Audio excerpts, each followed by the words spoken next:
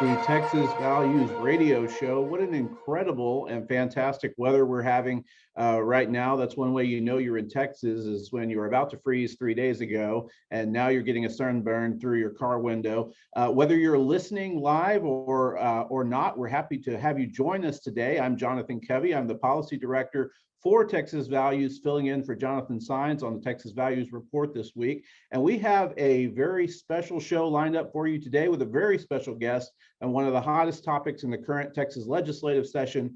But before we get to that, just as a reminder, you can catch us every week on this station, KTXW 1120 The Bridge or 100.7 FM The Word, or you can watch us on demand or Facebook any day of the week. Also, if you just got to find out more about what we're talking about and what we've talked about, you can find tons of great info on our website at txvalues.org, and you can stay up on breaking news and information by getting text alerts and texting TX Values to 797979. Our guest today is Texas State Representative Ellen Troxclair, small business owner, former city councilwoman, and now a servant of the people in the Texas House, where we are expecting great things from her this session. Representative, welcome to the program.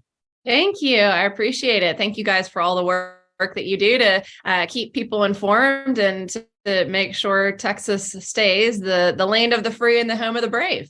Thank you so much. Well, you know, my wife and I are moving this month into a place over in Burnett County. So technically I'm a constituent of yours. So there you go. Welcome. I'm a little biased, but I do think House District 19, which encompasses Western Travis, but also 4 other counties in the Hill Country, is just the best place to be. So I think so too. I think it's great. Well, where do we start? So many good issues on the table this legislative session, and this is your first session as a newly elected member. You're not a stranger to being a lightning rod for the liberal establishment. They've tried to threaten you and demean you when you were serving on the Austin City Council. Now you're in the legislature, and I would imagine the atmosphere is a bit different. Tell us a little bit about yourself and why you decided to get into public office, especially in the Texas legislature. Yeah, sure. Well, really, I had been a staffer at the Capitol, so I knew my way around policy a little bit. Never thought that I would be one to run myself. Actually terrified me to think about public speaking in any capacity. But long story short, I just woke up one day and was frustrated with the Austin City Council and the way that they were spending our money like drunk sailors. And I just thought, you know what, if I have the ability to do it and I choose not to, then I can't complain. And so I really think it was a God thing, because it was never something that I had thought about previously. And it was like within that week, I had the filing deadline was coming up for the city council position. People thought I was crazy. I was 29. I was very conservative in a very liberal city. I had no money. I didn't know the right connections. I didn't know my way around city politics at all. And I worked hard. I talked about what we need to do to reform our property tax system and to get our spending under control, and ultimately won that race. Served 4 years on the Austin City Council, had 2 babies during that time, which is probably a first, and then a 3rd baby since then. So I have 3 little kids, 6 and under. I didn't run for re-election to the city council because I thought, you know what, I did what I set out to do. I passed the city's first homestead exemption, which gave a property tax break to every homeowner in the city. And I served as a voice of reason. And so I went back to my family and my business. I'm a residential real estate broker, did a lot of public speaking, wrote a book, did not think that I would be running for anything else ever again. But redistricting happened, and there was a need and an opportunity for a strong conservative to step up. And now I am the only Republican in the Travis County delegation. So I think my knowledge and experience, especially after what we've seen with Austin Energy this week, Austin passing universal basic income programs and kind of all kinds of stuff, I can use that experience of serving on the city council to really make sure that at the state level, we are keeping Texas free and not letting these crazy liberal local governments kind of run away with the Texas miracle that we have created. That's great. Yeah, it sounds like you're very well equipped for that as well. Now, committee assignments just came out yesterday, and I saw you got a couple of exciting Yeah. assignments. Tell us a little bit about those committees and what role you see yourself taking in those. Yeah, so I'm a perfect fit for the district. First one is Homeland Security and Public Safety. So this is where the border issues, police issues, things like that are going to be coming through. And again, representing, Kendall County in particular, where just west of San Antonio, where there is a lot of people coming across the border and being pulled over, and just the challenge that we face in making sure that the human trafficking and drug smuggling that's happening at our border is put to a stop. I'm really excited about my role there. And then the second committee is Culture, Recreation, and Tourism, which again, representing a fast growing district and places like Fredericksburg, where we have the wine industry and some other things going on. The Bachelorette capital of the world, I feel like it is. So culture, recreation, and tourism, that includes state parks as well. There's tons of state parks in my district. So that will go a long way in making sure that I'm preserving the natural resources and the values of the Hill Country. That's fantastic. Well, congratulations on those assignments. And Thank you're going to you. do great on that. I know you have several children, and you have a heart for parents as they raise their children and educate them, so that they in turn can be successful and be prepared for college, learning career skills, things like that. What we don't need is to create this sort of unsafe environment where kids are desensitized to sexualized materials, where shockingly our tax dollars are paying for it through publicly funded schools and classrooms. Talk to us a little bit about this issue and what needs to be done to fix this. Yeah, I would say that this is one of my top, if not the top priority for this session, is protecting our kids. I cannot believe that we have to have a conversation, then I have to file a bill that says don't show children porn in schools. It hurts my heart for all of the children who have already been exposed to the kind of indoctrination and really just sexual exploitation that I think we're seeing at every turn, and when we have to put a stop to it. And I believe that part of that is also ensuring that parents are empowered for full transparency at what's going on at their children's schools, and really actually having choice about where they send the kids to school, because that gives them the accountability that they need to ensure that kids are learning math, science, and reading, and not being exposed to things that, in a workplace, if you showed your colleagues, you would be sued for sexual harassment, but yet somehow we've put people in a position to have inappropriate conversations with our children behind closed doors. And moms need to wake up and, bang the pots and pans from the rooftops and say, this is not okay. You cannot, this is where it ends. You cannot come after our children. So. Well, I think we're seeing some of that, right? Not only in Texas, but across the nation. What are you seeing? Are you seeing people, moms in particular, and dads rising up and taking back control of their children's education? Yeah, I think COVID certainly it was a big eye opener to what kids were really being taught in the classroom. And we've seen school choice enacted, some form of parent empowerment and school choice enacted in 31 other states, where it's your tax dollars and it's your child, and you can choose where the best education for your children. Right now, we are failing too many kids across the state. Every child deserves access to an excellent education, and the bottom line is we are not providing that right now. So we have to fix that. And I do, you see Moms for Liberty kind of really taking off the ground and getting new membership and new clubs all over, lots of bills that are being filed to protect women and girls in college sports and beyond. So it's hard in this cancel culture that we live in, where the left is the squeaky wheel, and they are pressuring corporate organizations and things that it's their way or the highway. And it's sad that it's taken us so long to really push back. at the level that we needed to push back. But I do think that the culture tide is turning, and that kids even are realizing that social media is not fulfilling, and that we need to get back to basics of family values, and raising kids in a safe environment. It's not too much to ask.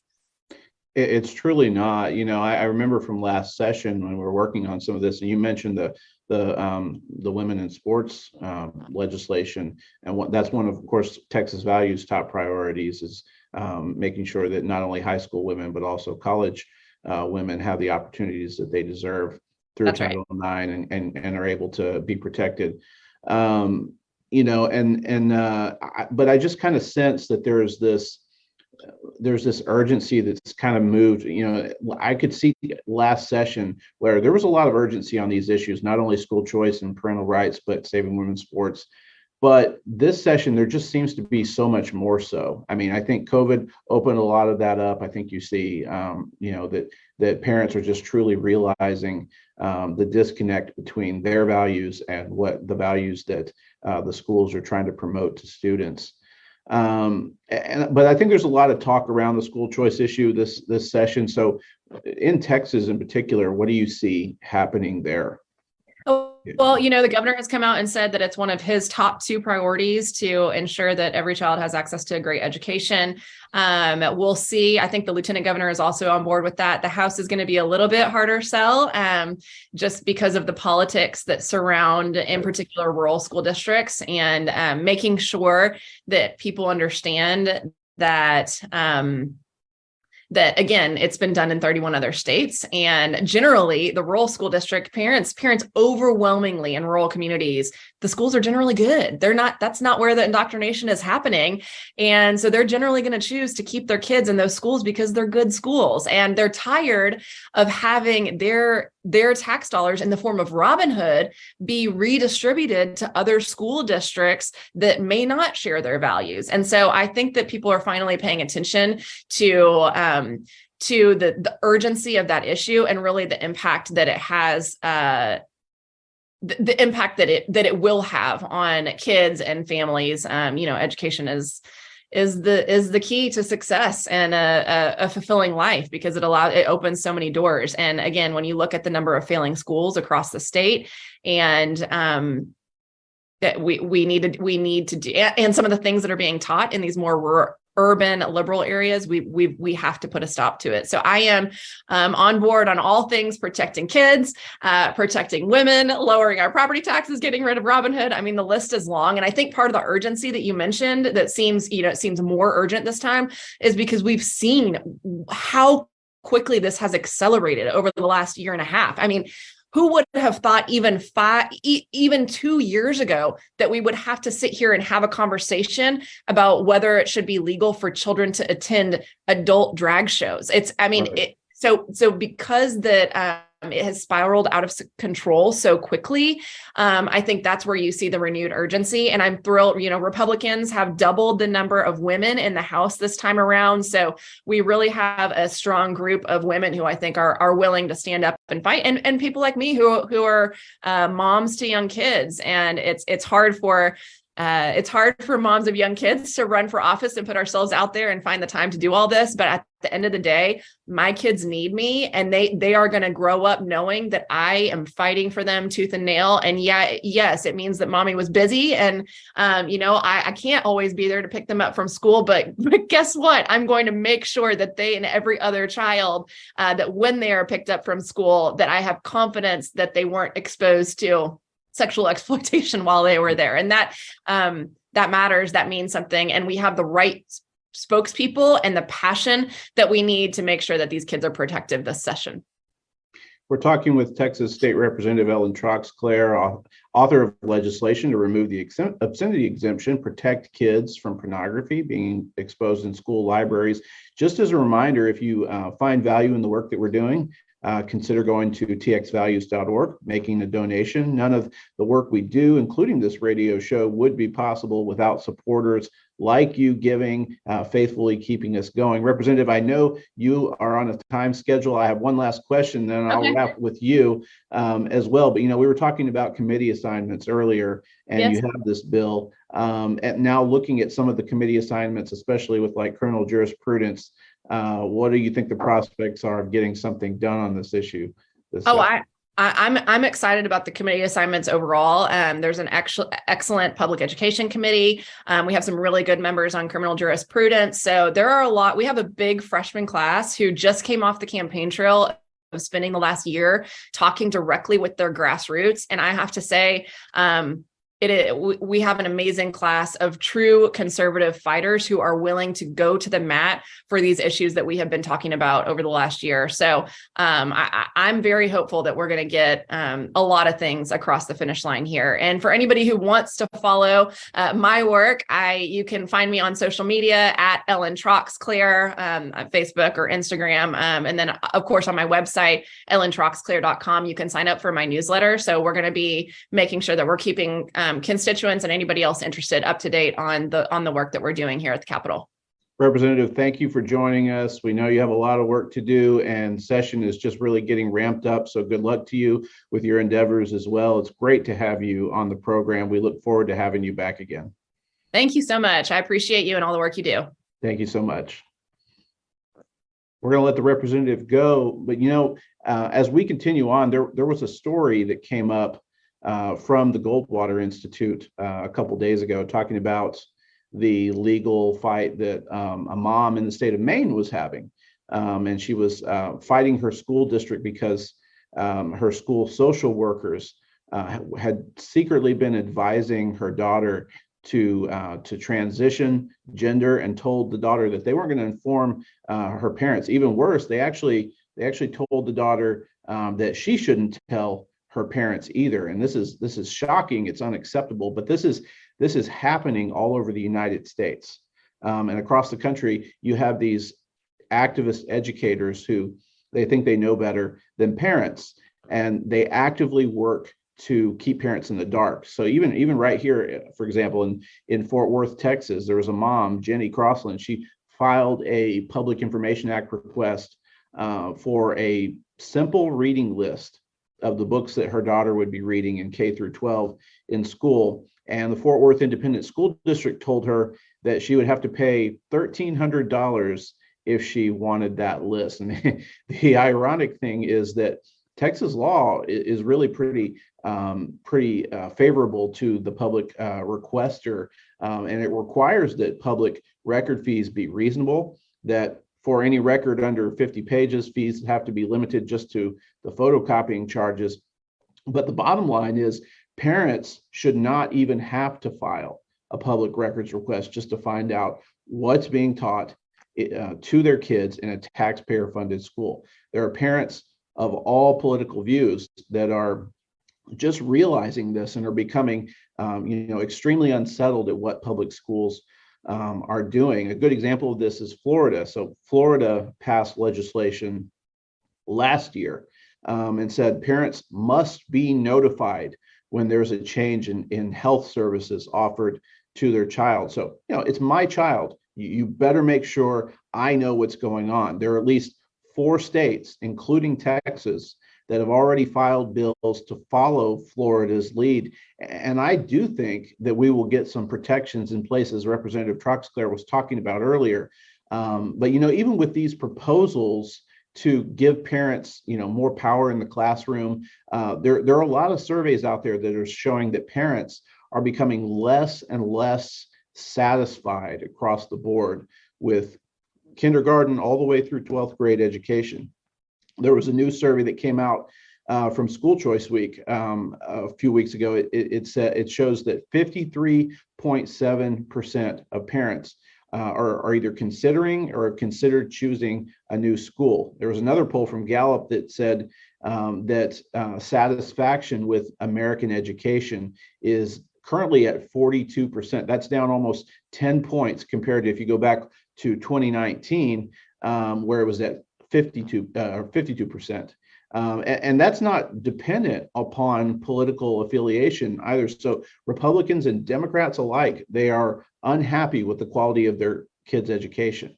You may have heard about the Llano Public Library issue. We've been involved in helping support some citizens out there, and this is rural central Texas. What happened was the county commissioner, the commissioner's court, they had a citizen-led library advisory committee that they had voted to move a number of just obscene books from the kids section in the library, and I'm talking like 6 and 7 year olds, to the adult section.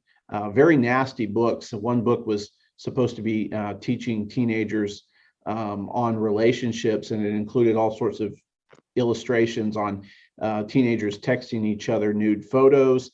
And the warning that it came with was, if you're going to do this, just make sure that you create an agreement with the other person. You'll delete the photos later. So instead of discouraging sexting between school kids, they're just telling them it's okay as long as you don't get caught.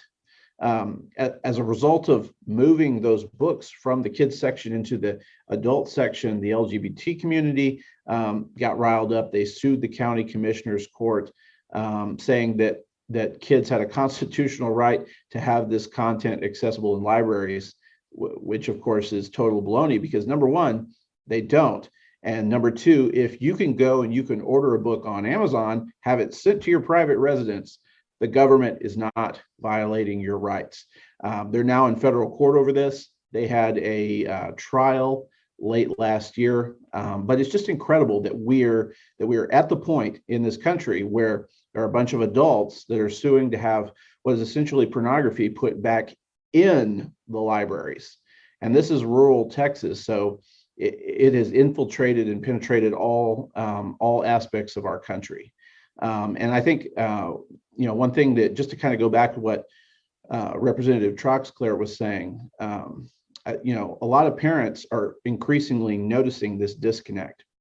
There are a lot of small schools in small towns in Texas. They used to be a natural extension of the families in those communities, but increasingly the federal government dictates to all public schools what pronouns people should use, what bathrooms they use, what sports teams they're allowed to play on.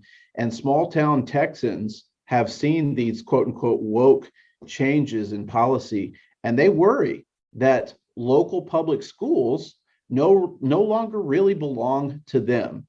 Additionally, and more public school administrators and teachers, even in rural Texas, are adopting the posture that they know better than parents as to what values kids should be taught. As a result of this, families are starting to demand more school choice to find better private options if their public schools are going to try to push values on them that are antithetical to the values that they're trying to teach their kids.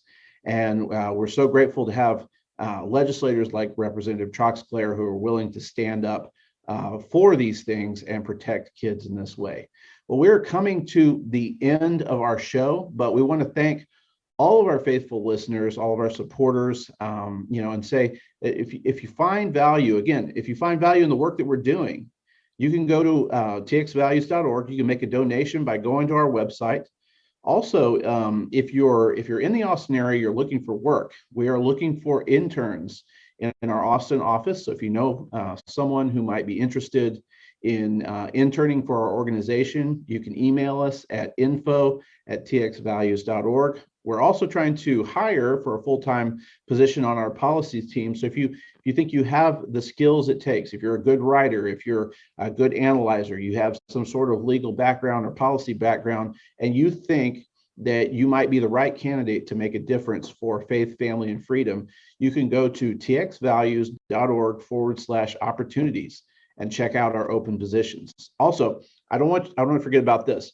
Our Faith and Family Day, which is our advocacy day, where you can come and you can have our team help you, guide you as you advocate for issues, is on March 13th. That's March 13th, starting at 9 o'clock in the morning up here at the Capitol.